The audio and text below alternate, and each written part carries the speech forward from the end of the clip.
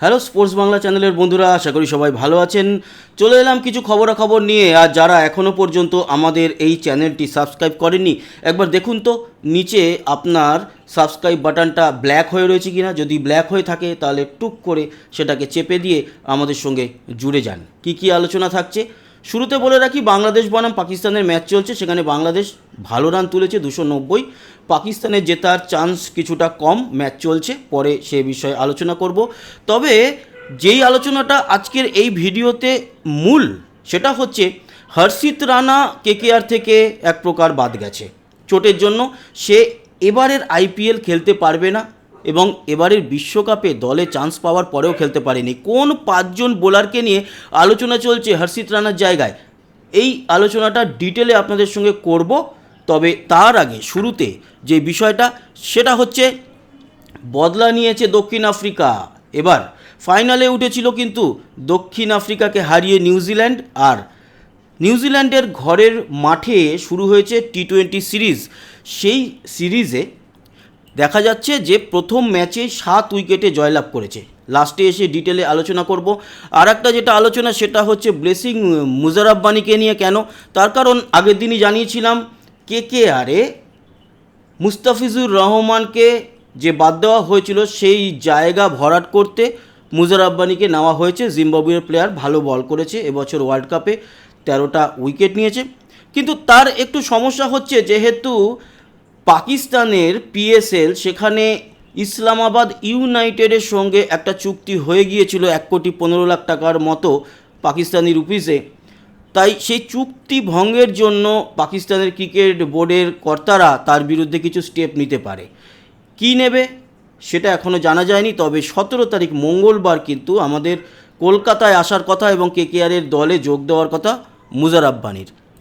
KKR এবং Eden garden ওতপ্রোতভাবে জড়িত। আর তার জন্য একটা ছবি আপনাদের সঙ্গে শেয়ার করি। এই ছবিটা, এরকম একটা মূর্তি ইডেনের সামনে তৈরি হয়েছে এবং 2001 সালে রাহুল দ্রাবিড় এবং ভিভিএস লক্ষ্মণ যে 323 রানের সামথিং ইনিংসটা খেলেছিল, নট আউট ইনিংস, সেই স্মৃতি ধরে রাখার জন্য এই মূর্তিটা। আপনারা জানাবেন কেমন লাগছে আমাদের কলকাতার বুকে। কলকাতা এমনি ক্রীড়াপ্রেমী একটি শহর এবং অবশ্যই আমাদের রাজ্য, তো সেখানে এরকম মূর্তি কিন্তু ভালোই শোভা পাচ্ছে, এটুকু আপনারা বুঝতেই পারছেন।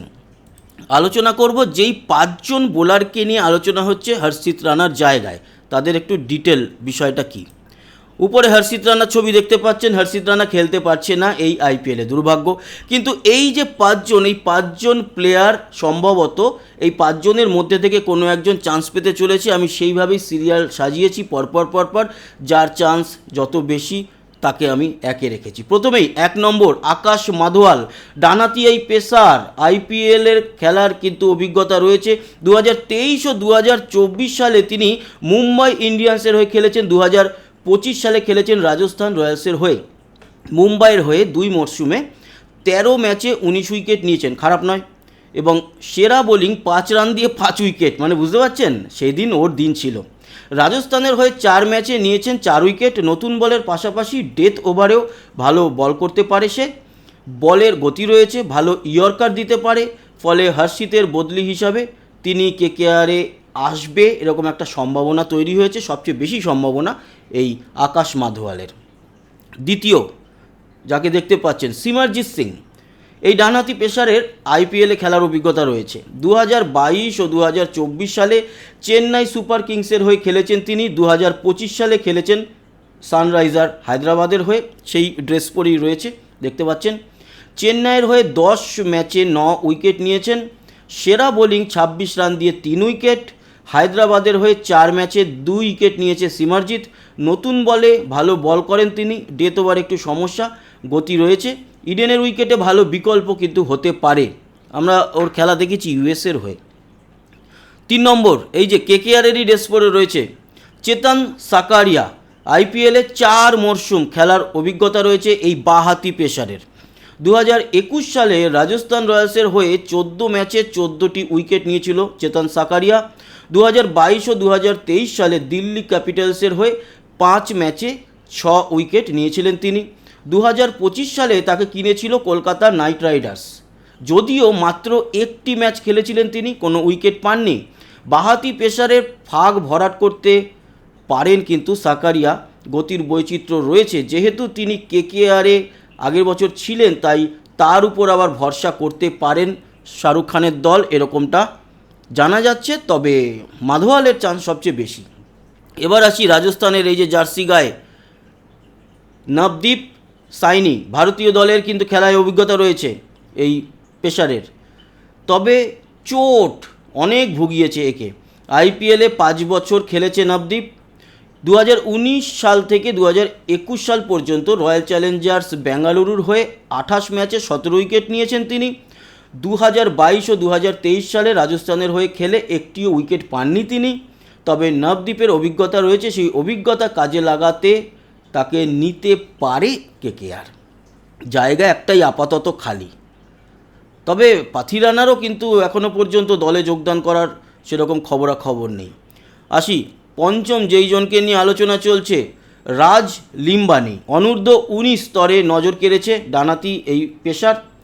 কেকেআর তরুণ প্রতিভার দিকে নজর দেয়। অতীতে কমলেশ নাগারকোটি, শিবম মাভির ক্ষেত্রে সেটা দেখা গিয়েছে, তাই হর্ষিতের পরিবর্তন হিসাবে রাজকে দলে নিলেও নিতে পারে কেকেআর। তো এই 5 জনকে নিয়ে মূল আলোচনা চলছে। এর মধ্যে থেকে মাধওয়াল সম্ভবত চান্স পেতে পারে, বাকি যে কেউ পেতে পারে। এই 5 জনকে নিয়ে আলোচনা চলছে।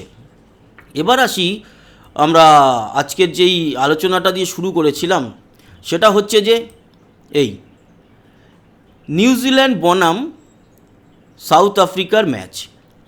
বলে রাখি, নিউজিল্যান্ড কিন্তু প্রথমে ব্যাট করে 14 ওভার 3 বলে 91 তোলে মাত্র, অল উইকেট ডাউন হয়ে যায় এবং 16 ওভার 4 বলে 93 রান করে ফেলে 3 উইকেট হারিয়ে। 7 উইকেটে জয়লাভ করে এবং 20 বল বাকি থাকতে।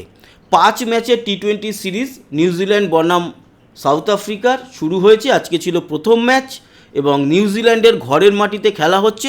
সেই ম্যাচে বা সেই সিরিজে 1-0 এগিয়ে গেল। প্লেয়ার অফ দ্য ম্যাচ হয়েছে মোকোয়েনা সাউথ আফ্রিকার। কেন? তার কারণ 3 ওভার 3 বল করে 26 রান দিয়ে 3 উইকেট নিয়েছে।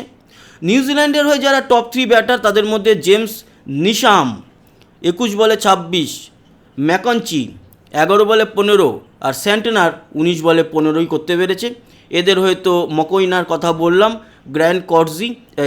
জেরাল কর্জি 3 ওভার বল করে 14 রান দিয়ে 2 উইকেট আর বার্টমান 3 ওভার বল করে 22 রান দিয়ে 2 উইকেট। সাউথ আফ্রিকার হয়ে ওই এস্টারউইজেন 48 বলে 45 নট আউট এবং ডিয়ান ফরেস্টার 25 বলে 16 নট আউট। এরা দুজনই জিতিয়ে মাঠ ছেড়েছে।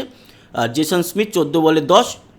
স্যান্টনার নিউজিল্যান্ডের হয়ে যারা বল করেছে তাদের মধ্যে বেস্ট, 4 ওভার বল করে 8 রান দিয়ে 1 উইকেট।